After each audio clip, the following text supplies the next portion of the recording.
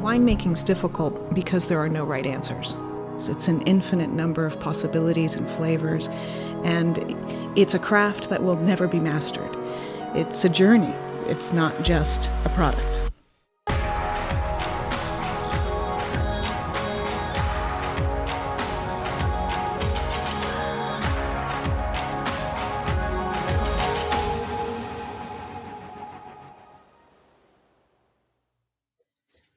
Hello, everybody, and welcome to the next edition of Wine Stream with Palmaz Vineyards. It's our pleasure to have you join us all today. We're in for a super special episode today. I'm calling you from our winery here in Napa Valley, Palmaz Vineyards. My name is Florencia Palmaz, and joining with me today is my brother and sister-in-law, Christian and Jessica. And where are you guys calling in from? What a nice background you've got. We cannot complain. So we're up at the ranch, the Genesee Valley Ranch, and we have a little fire. It's pretty cold here. So living the good life. I love it. Well, virtual cheers once again. At some point, we'll be able to sit at the same table. Absolutely. Cheers. Thank you, everybody, for joining us. It's been really a lot of fun to produce these. This is the highlight of my week every week, and we've got some exciting things to share with you today. We figured since Chris and Jess were up at the ranch, we would actually shift gears a little bit and talk about that operation as well as the winery and feature a little bit of delicious wine.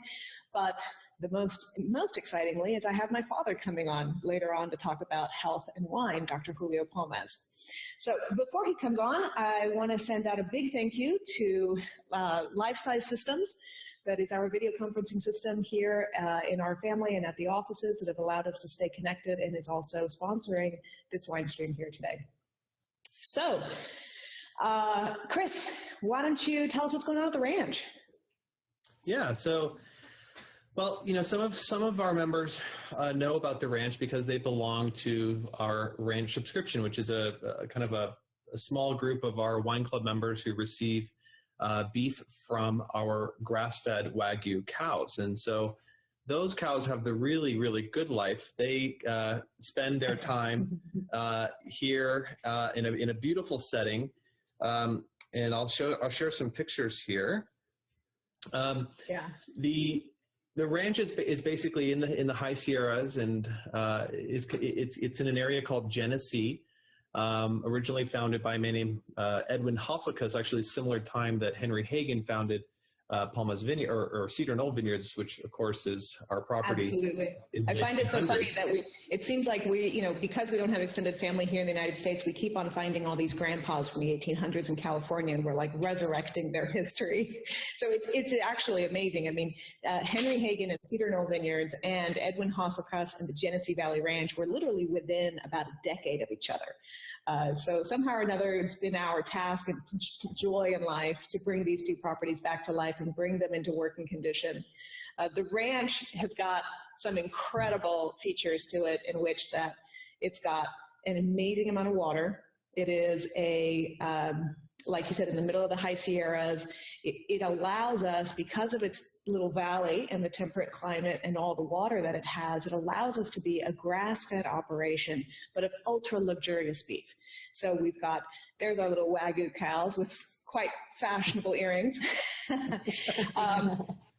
So we do have 100% purebred black Wagyu, not crossbred with any other cattle, all on the ranch, living on a completely sustainable, organically raised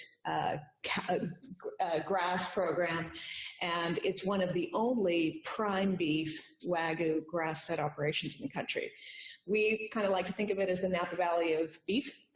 So we've been just a few, it's a really small operation. We try to keep it sustainable. We don't want to overload the ranch with too many cattle. So it's a very small herd. And our members, mainly wine club members here at the winery and a few people outside of our winery network, have joined what we call the whole cow program. So each customer receives 1/6 of a cow. And they get 6 shipments a year, which is about 8 cuts every other month. And it's really some pretty spectacular beef. And actually, interesting that we're talking about that today. Chris, why don't you tell a little bit about what's going on the ranch today before I dive into the boxes? Well, so, it's been a pretty wet spring. We've been getting a lot of these little springtime snowstorms. So we'll get a lot of snow overnight, and it'll be very, very beautiful. And then it doesn't last very long. Mm-hmm. But during this time of year, we switched to our hay program, and our incredible, what I like to call the winemaker of beef, Michelle Haskins, our ranch manager. She is out there feeding the cows our hay program, and it's a really fun time of year. Obviously, the cows really love it, and Michelle has just such a great demeanor with the cows, and they really are like little pets. You notice that they are. Interestingly enough, Michelle's one of the biggest badasses. Ooh, can I say that? I've ever met. She's. Not only did she train firefighters how to rappel out of helicopters early in her career, she also comes from an over 150-year-long cattle ranching family from the Nevada highlands, and just an incredible intuitive woman, not your typical cowboy, really. And between her family's history of knowing how to ranch for so many years in such harsh terrain and such a large herd, and then really a very modern perspective, both embracing technology, she and Chris worked quite well together, but also in really caring for the land and for the animals first. One of Michelle's great sayings that I've always adored is that she really wants to anticipate the needs of the animals before they even know that they need something, so that this is an extraordinarily pampered herd. She's very special, and she has an amazing team as well. Here's a couple of the guys, and not just cowboys, but also cow dogs. So we have an incredible group of all species here working on the ranch, and it's such a pleasure. They truly produce a beautiful product. Absolutely. I love that picture of Jesse and Josh. That's the best. That's great. Yeah, so, it's one of those really special places. It's something that we've really come to enjoy as another method of honoring a past history of a property and resurrecting traditional methods to really make exceptional products. This last week, being sheltered in place and having an even harder time in getting groceries, I decided to start doing two things. One was I'm really missing dinner parties and friends and reaching out to my family. So earlier this week, I really started reaching out particularly to all of my friends who are a little older and are not even getting out to do takeout. They're really quite, home quite a bit all alone. And I started shipping personally some beef boxes to them.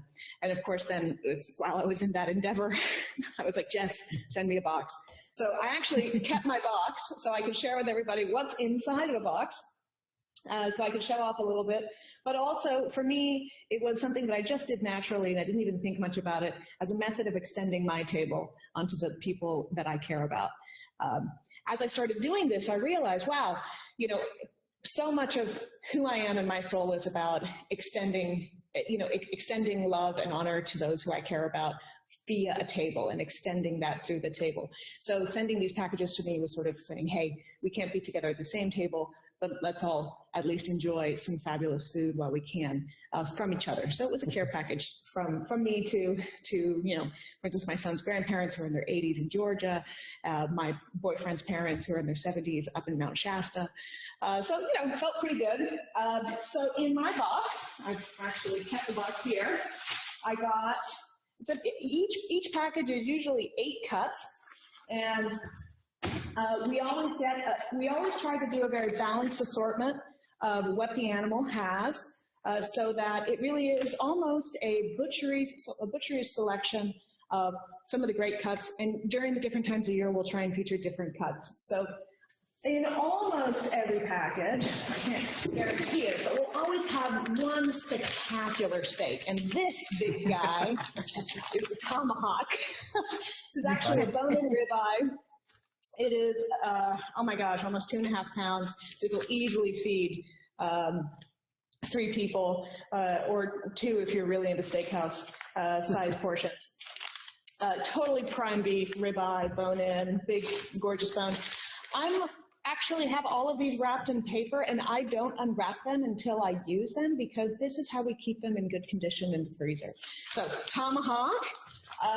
Another one of my favorites is soup bones. I love to make bone broth in the winter and the spring, and especially since, you know, we've all been wanting to boost our immune systems. For me, this is like liquid gold or liquid health.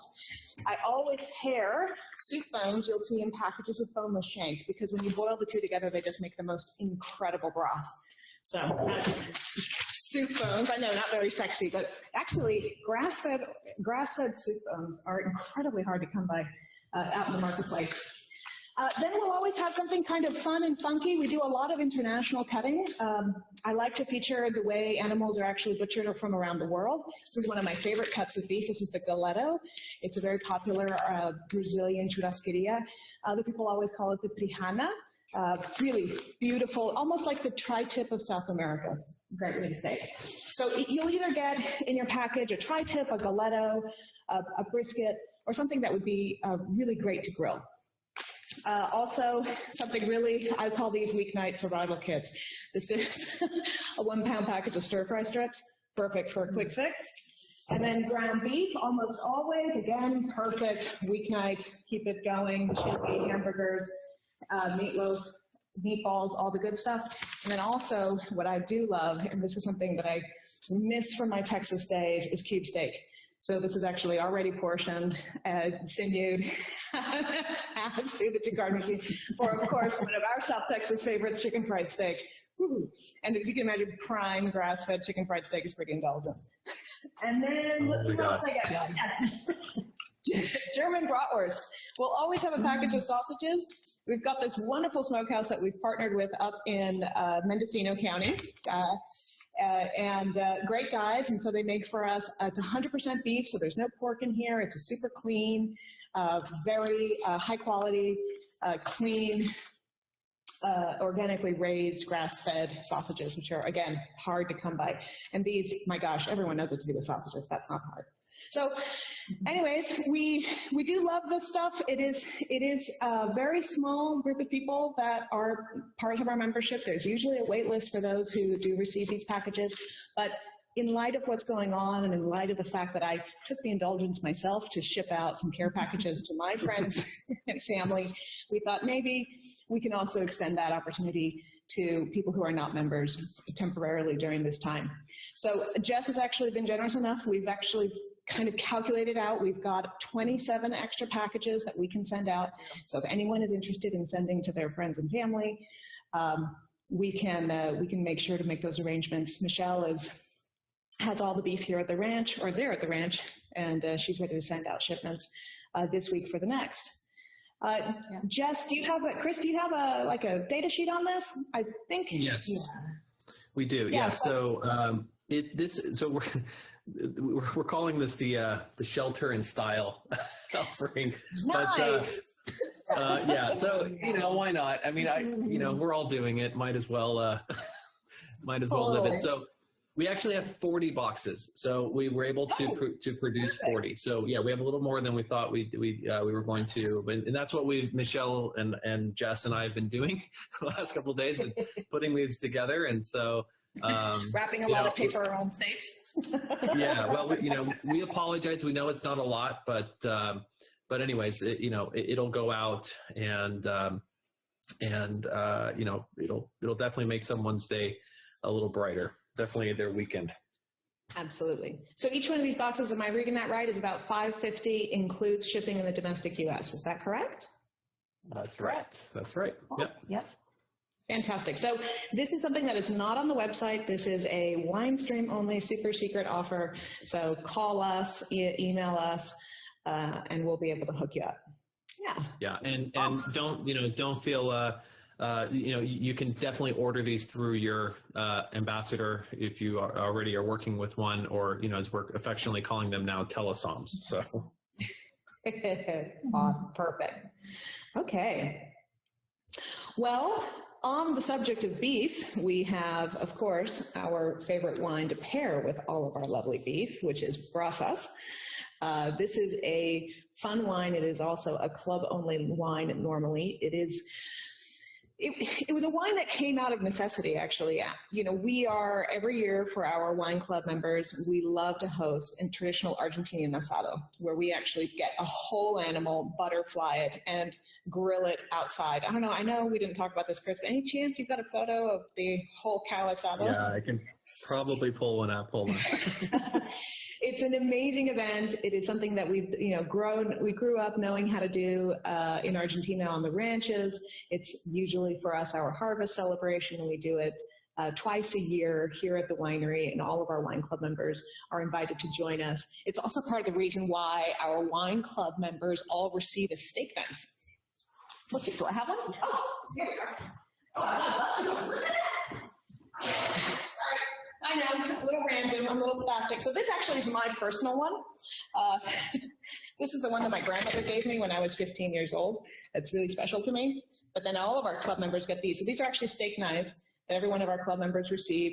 And the idea is bring your steak knife to the world's biggest barbecue. We do that whole cow. Yes, these are called facons. So we actually have them made in Argentina. Every year the design changes a little bit. And it's a really a lovely homage to the ranching traditions that when you become a member of a community or you come of age, what we do is we in fact, usually a friend or a neighbor or a fellow, you know, rancher would bestow upon you the gift of a facon. And it is a symbol of being part of a community and almost an open invitation to join them at the next barbecue. So that's what we do here as our memento to the club. And people come to our barbecue every year. They bring their knives. We have an amazing time.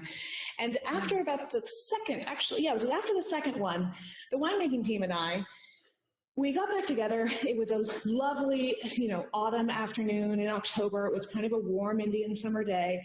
And what we found was that as we were enjoying all this beautiful Palmaz Cabernet out by the fire, that in fact the delicacy of our Cabernets of Palmaz Vineyards were getting a little bit overrun by all that smoke and the fire and the kind of bigness of the party. Mia really was the one who was so intuitive, our consulting winemaker at the time. She said, you know, we need to make a wine that's a little bit bolder, a little more brash, something for the fire and the food. So at that table in that blending session that day, we started playing around philosophically as what are the world's great wines for barbecues? Well, immediately we go to the Argentinian tradition of asados. And seeing, you know, Argentinians have had for many, you know, since the beginning of what I can imagine winemaking time in Argentina, they've been making Malbec-based blends, mainly because they just pair so well with grilled meats. We have, how many acres do we have up at 1,200? I always get this wrong. 12 planted. 12. Yeah, so we've got 12 acres up at 1,200. And that parcel, you know, generally some of it goes into the Palmaz blend, but the reality is Malbec with that really lush, broad mid-palate, a little goes a long way in our Palmaz blend, so we always end up with leftovers. And we thought, maybe we should take that Malbec that's just so fabulous and bold and broad and make a blend around it. So we started making the Brasas blend. I like to think of it as a bit of a super Argentinian, where the Malbec takes the forefront. I don't think that's actually a thing, right? That's an invention. You know, who knows? You know, in the world of wine, I can't keep up with what I came up with and what I read. Well, it should be a thing. I like it. I like it too. So it's a Cabernet Malbec blend, of course. In Napa, we've got such beautiful Cabernet. Why would we not celebrate the Cabernet as well? But the idea is that we bring in that influence of Malbec to really bolden it up, broad it out, and be able to be something that can stand up to the fire and the food. This is a wine that begs for you to just fire up your grill, throw a big piece of meat on it, and have a good time. Not an overly fussy wine, but still, you know, under the ilk of all of our wines, it still ages incredibly well. So this last week, Jess and her team went down into the cellar. What did you find? Well, we found a gem. We found 2012 Brasas, very little of it. But that's what we're drinking right now, and it's gorgeous. It's just awesome. Yeah, we almost never taste past vintages of this because we sell out of it just immediately. And you happen to have a stash down in the cellar, you know. Yeah. It's amazing how bad inventory control wineries are. Like, we always have these random things, these little nuggets of gold down in the cellar and stashed away in pallets. So we were able to pull this out, and just tasting it today, I mean, I haven't tasted this wine in probably 5 years, and it's extraordinary how earthy and how just bold it is. The finish is there forever. I was tasting it earlier, and to me, this is just something that has got this peppery fruit finish and almost a sandalwood, savory character to it that is begging to be paired with, you know, pepper crusted steaks, or what we use in Argentina a lot is ají molido, which is this very mild red pepper grind that we love to make adobos with. So we'll, you know, crush that up with garlic, a little bit of that red pepper flake, slather that on top of the steak for about an hour before putting it on the grill. And it just, this wine, the second I tasted it this afternoon, was like, oh my God, this needs adobo desperately. It is begging for adobo. So that Galeto that's in my box is going to get this wine later on tonight. Sounds good. Yeah. So we are making this available as well, just for WineStream viewers. At a very limited quantity. You have, how many cases did you have in the cellar this week? I mean, let's count them in bottles at this point. Yeah. So we have 48 bottles of this. All right. Yeah, this is super special. Very, very small. Yeah, absolutely. Yeah, it's too small to put on the website just because we can't really control the inventory close enough. So the best way is, again, through your telephone. So, you know, call us. And you know, we'll definitely hook you up. But it At is. 48 bottles, we don't even have enough to put it on the website. This is actually the super secret episode where we're not going to really make any of this available outside of this show. But it's, you know, I tell you, it's been kind of fun. I mean, the idea of these live streams has really sort of changed, I think, how wineries can approach some of these special wines, because we could never put it on the tasting room. We would upset customers immediately because they would find out that 3 days ago someone got something that they didn't get that day. So these sort of one-offs, little secret, and while we have low viewership, we can enjoy sharing some of these little gems. So it's been a little fun. Mm-hmm. Wonderful. Well, we hope to share it, and to all of our customers out there who are following us and drinking a glass of Brasas with them, cheers. Hope you're enjoying a good steak later on. Mm-hmm. Now, let's see. It is almost happy hour, and in our family, that is super sacred. Where's Dad? Where's he? He's got to enjoy a glass with us. It's about time, right? He's always around. Yeah. Let's bring out Dad. Yes. Hello, Dad. It's a glass of wine. Absolutely. Happy hour. So this is happy hour. Happy hour. Yeah. I mean, well, okay. So technically for us in California, we're about 40 minutes early, but it's okay. We're going to let this one slide. So Dad, it is a real pleasure to have you on today. For all of our viewers, I just wanted to give them a real quick sort of summary. I mean, my gosh, your career is so spectacular. I don't think too many kids get to say, my daddy saved the world. And, you know, I always grew up being able to say that. It's pretty amazing. But you know, Dad was always a professor in academia. First at UC Davis and then at the University of Texas Health Science Center. He is still today an Ashbel Smith professor at the UT Health Science Center, and is the inventor of the first FDA-approved intravascular stent, and balloon expandable stents have been, since Dad's invention, used in over 30 million patients worldwide. So, Dad, congratulations.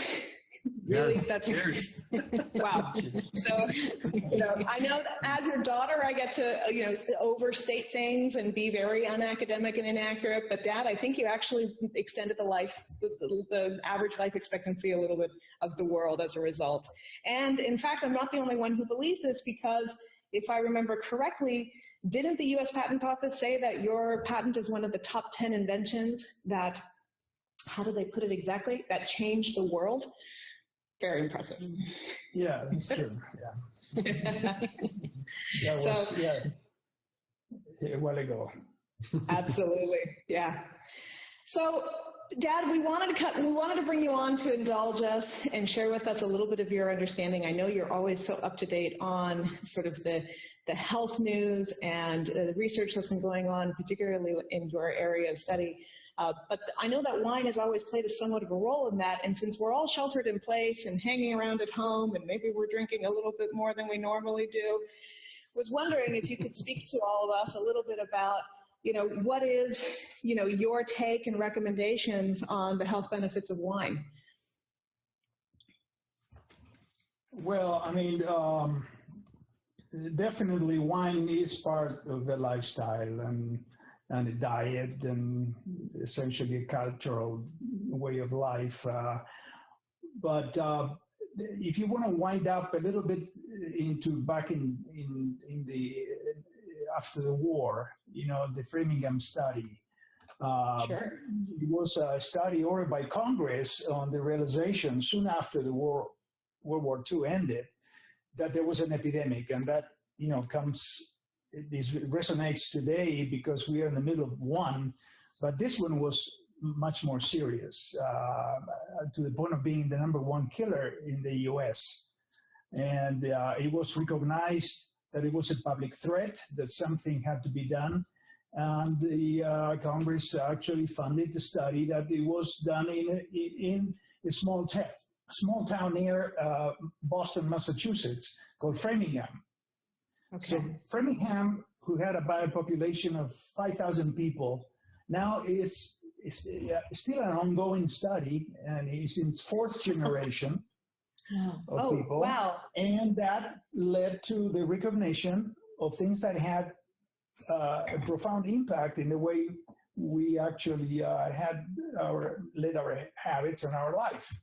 And that it was the definition first of the so-called risk factors for cardiovascular disease, the major risk factors, obesity, hypertension, diabetes, and smoking, and all the surrogate risk factors that came along with it, and they were recognized as well as, for example, stress and sedentarism or lack of exercise and others. But all of a sudden, all those things are starting to define where the possible causes for heart attacks could be. So, since then, we have learned a lot. I was fortunately part of the tools that were developed in the years afterwards, surgery, bypass surgery, and then later on catheterization, interventional cardiology, and the stent and other modalities. And today, we have, major tools and that and prevention, the development of changes in lifestyle, statins and other things have really made a dent in the incidence of that #1 killer, which unfortunately is still the #1 killer. So we're still the #1 cause of mortality in the U.S. is cardiovascular diseases, and the reason is that as we make progress, we also live longer and we give a better opportunity for fate to catch up with us, and so we're still having to grapple with those things in older people, though. So, Dad, to back up a minute, can you explain a little bit about how the study tracked, and what was it that they were tracking in Framingham? Well, essentially, they had to have a defined population. All the people in Framingham agreed to participate in the study, so they all been taking, giving blood samples and telephone interviews, doctor's visits, and it's a very well done longitudinal study that allow us to recognize things. For example, what things like hypertension and high cholesterol, or particularly low density lipoproteins, have to do with the development of atherosclerosis, particularly of the coronary arteries. What were they? So were they tracking their diets, their alcohol consumption? Was there anything in that area in that study? The diet was an interesting thing because definitely the continental type diet in the U.S., high in dairy products and was actually under scrutiny. I think in relationship to wine, and this is actually a good segue to get into the wine issue and health, the French paradox that was actually publication in the early 90s by a physician from Bordeaux, interesting association, Serge Renaud. He recognized that there was something paradoxical about the fact that the French ate more saturated fats than the Americans and yet had about 25% less incidence of heart attacks and cardiovascular disease in general. So then obviously he recognized that perhaps that paradox could be explained on the basis that the French drank more red wine than the Americans did. Particularly in the years where Framingham study started, definitely wine was not in the picture at that time, and people were drinking more booze and iced tea, milk in reality, but along with all the other bad habits like smoking and eating too much, led to the consequences we know. Wow. That's awesome. So the French paradox then led, if I remember from conversations with you at the dinner table, the French paradox then led a whole bunch of other science, right? From there, It cascaded on. It's actually it got more serious because the French paradox publication was anecdotal. It was an observation that had to be actually put to the test. It turned out to be actually largely true, but in reality, it was in the early 2000s that a whole bunch of serious studies came out, and published in very reputable magazines in science and clinical studies, and there were some longitudinal studies. Most of them are not like today we all know about what is a control study, all right? They were mostly population-based observational studies, but the number of them and the the scrutiny that this received led to very interesting observations and confirmed largely the assumption of Dr. Renaud that there was something in the Mediterranean lifestyle that it was. Other than for the wine drinking, was pretty much similar to the U.S. And of course, there were differences in the diet, but the same incidence of sedentarism and the incidence of smoking and the other bad things still had a significant advantage insofar the risk of heart attack. There were studies that to me, I have a few that are my favorites. One of them is a study that followed people that had a heart attack and then followed them longitudinally insofar their outcome, in other words, how well they did after the heart attack, and their drinking habits, particularly red wine. So it turns out that people that drank moderately, and we're going to stress that as we talk later on, that drank moderately, convalescing from a heart attack actually did better than the ones that abstained from any form of alcohol drinking. So that was very significant. Then there was, a whole bunch of other studies that confirmed that, and they perhaps had some explanations. We are not going to get into the science of it, but about the molecular mechanisms of why wine could have a beneficial effect. But then other things were found beneficial in wine drinkers, moderate wine drinkers, and some of them are intriguing. For example, one of them is longevity.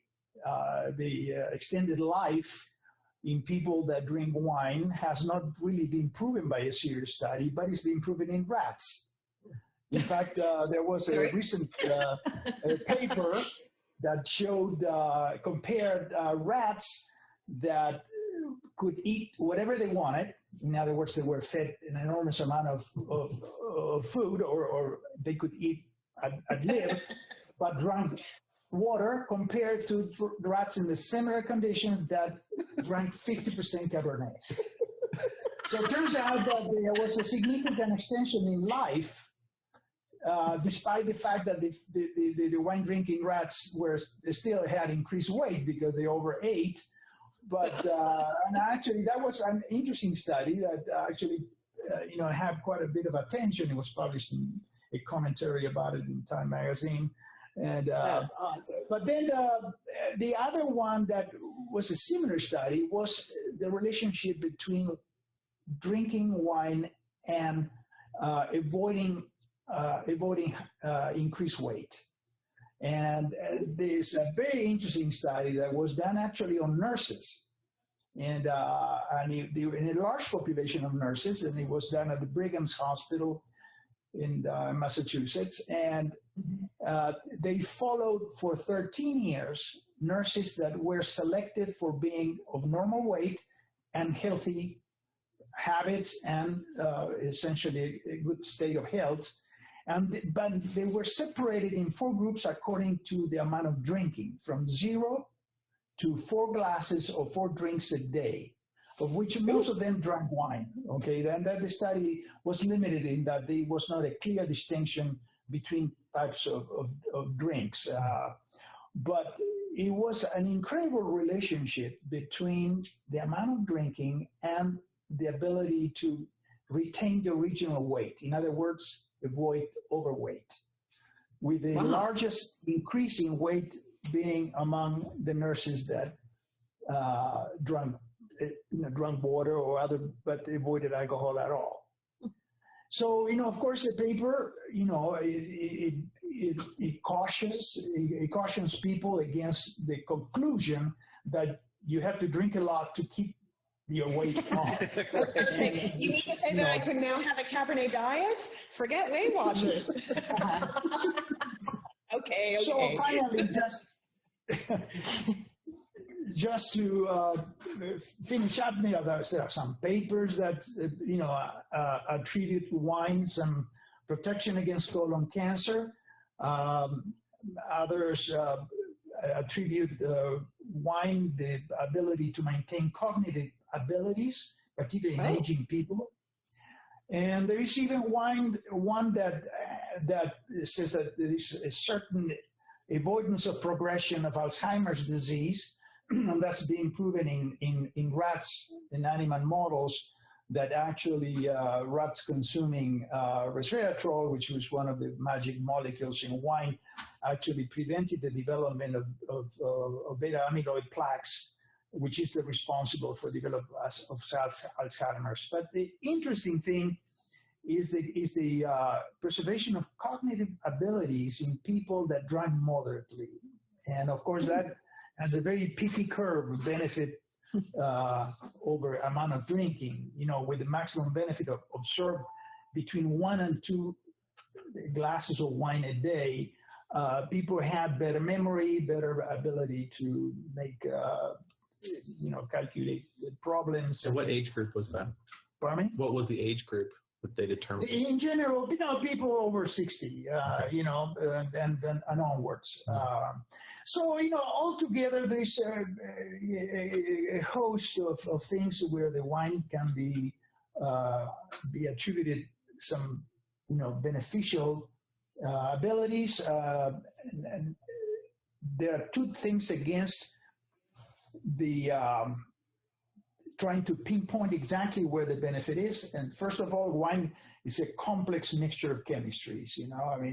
Some people have talked about polyphenols, flavonoids, sirtuins, and other, magic molecules, but there is not a single silver bullet in wine that you can attribute it all these magic powers, all right? Yeah, a lot of people in the chat are asking. Yeah. Sorry, a lot of people in the chat are asking questions about if it's all red wines, if Cabernet has more of those good molecules. I know we'll get into. Yeah, it's all observational, all right? Yeah. Some studies discriminate between wine and other drinks, so definitely it is pretty much today. The new studies are more singling out wine as the beneficial beverage. Over like over beer, for Okay. example, right? Okay. But very few actually discriminate between red wine and white wine. Oh, There's one study that actually attributed some benefit to white wine.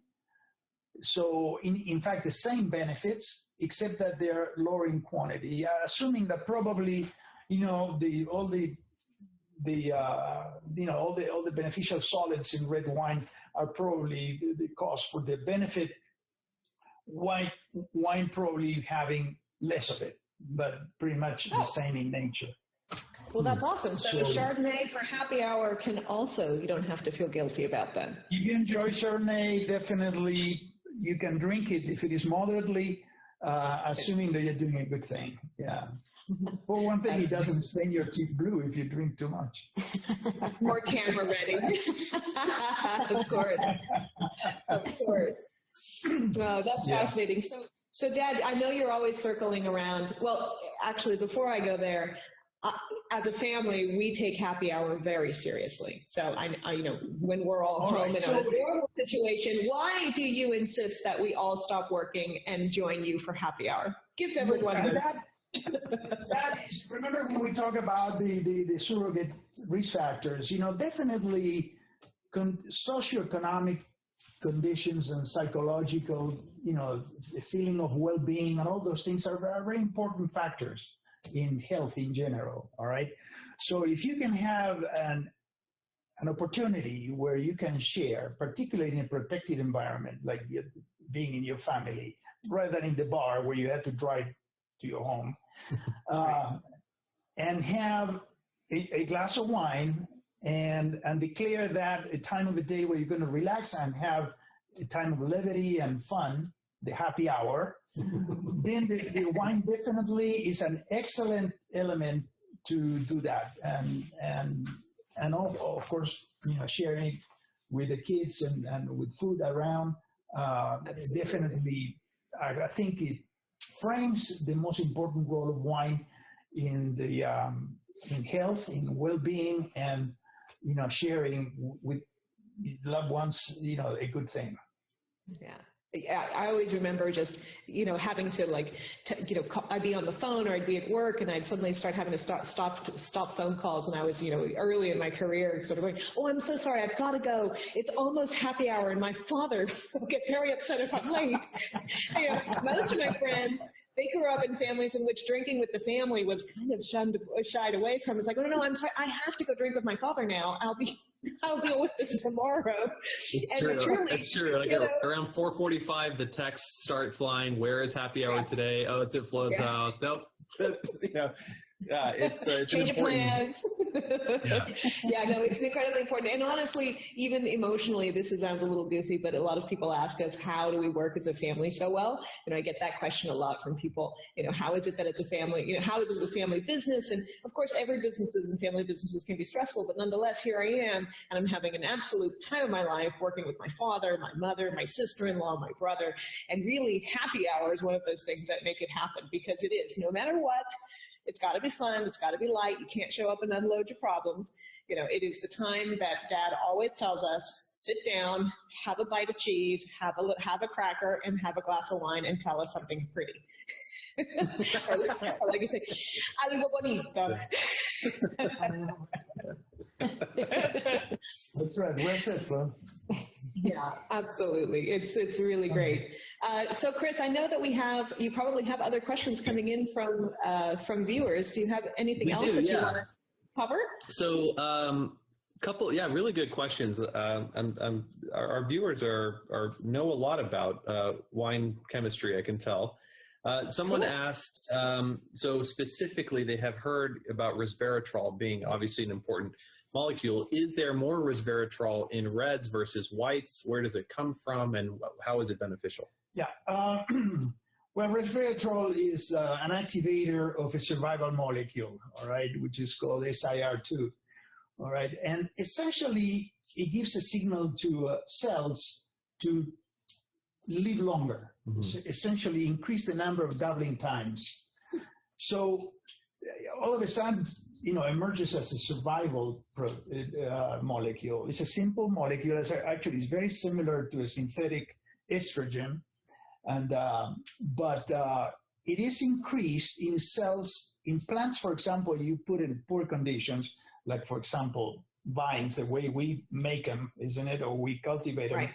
is to stress them slightly. That's why they have this molecule, because the plant is expressing that molecule to adapt to stressful situations. So it's like a survival instinct. Yeah. In fact, the other thing is in Saccharomyces, which is the yeast that we use to ferment wines, all right? As the yeast, as the amount of food available becomes scarce, so in other words, because it's converting herself, is converting all the sugar into alcohol, all of a sudden secretes resveratrol to be able to survive in a hostile environment. Now it's a lot of alcohol, less glucose to eat, and then she needs to survive longer. Amazing. So there are two reasons there why there is resveratrol in wine, you know, and not in the plant, and then in the way we process it. So, and the other magic molecules are the polyphenols, you know, they're all the derivatives, gallic acid, which is essentially the tannins in wine. And they all have very powerful antioxidant properties. And of course, you know, antioxidants have anti-inflammatory properties. You have protective properties that, you know, can be extended from the cardiovascular system to other systems in our body. So it's a healthy thing to have in our diet. Mm-hmm. So someone else also asks about these molecules being present in wine, and as you mentioned, beer does not have as much of the benefit. But is that true also of spirits like bourbon and whiskey and vodka? Unfortunately, not. Okay. No, unfortunately not. No, that is only in wine. No, booze that I know of, you know, doesn't have. Maybe port will have a little bit, but in reality, most, you know, forms of alcoholic beverages other than wine don't have these molecules. Yeah. So one more question I thought came in from Reza and Kimberly. They asked, they're asking you, how does your medical career compare to your wine career? Which I thought was a great question. Well, at some point in your life, you have to have a little fun. So, from the point of view of satisfaction, they've both been, you know, incredibly rewarding to me. But, you know, the winemaking career, well, I know that I'm a winemaker, but the fact that I was able to be co-founder of a winery, you know, has led into a lifestyle, which I share with my family. And that is something that I did not experience when I was developing the stent. Yeah, in fact, you know, developing a cardiovascular device, you know, pretty much is a lonely life, because you work a lot in the lab and away from the family. You know, the wine making career is all the way around. It allows me to share with the family, and happy hours, and children around running, and dogs barking, parrots screeching, and things like that. It's all great. Absolutely. Yes, none of those things are happening right now. I know, right? I remember the years that you were, you know, teaching and, you know, basically teaching around the world for the first, you know, stents. Doctors all around the world. There were a couple of years there that people would ask me, so where's your father? And I'd be like, Istanbul, Beijing, I don't know. I forget. So you were out of town constantly in those, you know, early years, and, you know, between talks and patients and congresses. We never knew where you were for about a decade. Yeah. Very cool. Well, this is fantastic. So someday we will have, if you ever want to come back, and we will talk a little bit about more the science of all these things. I mean, absolutely. I think that would be great. I mean, there are lots of questions about, you know, for example, someone was asking if gravity flow winemaking promotes the preservation. I mean, I think that's a whole topic on its own. Oh, absolutely. I would love to dive into that another time. Yeah. you cannot overclaim, all right? That's the important thing. And, I'm basically a scientist, so I am always careful with the claims, Sure. But definitely, polyphenols, like we were talking about, they're antioxidants, so there is a beneficial molecule, all right? So let's assume, for example, that they have a role in the prevention or slowing the development of colon cancer, that, those are molecules that are beneficial and ought to be preserved, So, why gravity flow may have a role in that respect, So these are delicate molecules when they polymerize, as we all know. And so it'll be interesting to develop techniques to actually preserve those molecules that are being recognized as valuable. Definitely. Dad, would it be overstating to say that the techniques that we use to make wines very ageable and sort of these cellarable wines, such as the gravity flow, and a lot of our approaches to make sure that these are wines to keep in the cellar are in fact the same mechanisms that increase the antioxidant effect? I mean, I don't want to overspeak, but it's we all love to make those associations, but it's hard. I know, you get be in trouble. careful, Yeah. I mean, let's be honest. In reality, let's start by just trying to make it better wine. So we preserve these molecules just to make them to have better persistence in your mouth, better astringency. I mean, all those things that relate to the sensory aspects of wine. But we cannot be so arrogant as to think that we are going to, on top of that, preventing diseases. Okay, so, but it would be nice, like with everything else, that a delightful beverage, just such as wine, that is a social facilitator, so to speak, and it makes us all feel good. On top of that, is good for you. I mean, that is already great. It's an ancient beverage, probably the first medicine since the creation of the world, and it's still with us. So obviously, it's very difficult to have a bad word about it. Well, I look forward to, we're going to, as we sort of develop this program, I know that you're going to come back, and we definitely want to dive into that murky world of the chemistry of wine. And I will be very careful not to overstate and over extrapolate, but it is fun every once in a while to sort of throw that thought out there. But we will do this again. Dad, thank you so much for joining us. And for all of our viewers out there, if you have a particular question that you want my father to answer, send us an email. We'll make sure to get back to you. Also, some of Dad's favorite articles that he was mentioning, he has been kind enough to put a series of links together that we will be posting on our blog when we post this episode onto the palmazvineyards.com/blog. In the comments and descriptions, we will be linking up those articles if you want to deep dive and sort of read some of the primary materials as well. But in the meantime, thank you for joining us. It's been an absolute pleasure. Thank you, Dad. And we hope to see everybody again real soon. Cheers. Thank you, guys. Cheers. Thank Cheers. you.